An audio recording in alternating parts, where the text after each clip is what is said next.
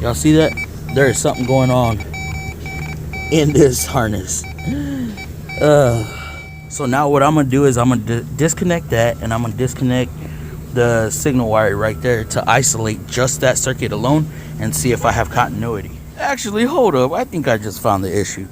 Let's twist the ignition stick. It freaking started. Oh my goodness, guys. Let me show y'all what I found. So I disconnected that right there, right? And then I came down here and I just, for some reason, I just wiggled it. Guess what? That thing was loose. So they replaced the starter, they replaced the alternator, and they replaced the battery. Why they replaced everything, I have no idea. I can only assume that the starter did go out, but then they were like, wait, they didn't tighten that down. So they were like, maybe it's the alternator. Oh, maybe it's the battery. And oh, they wasted so much money. They could have just brought it to me and saved some money.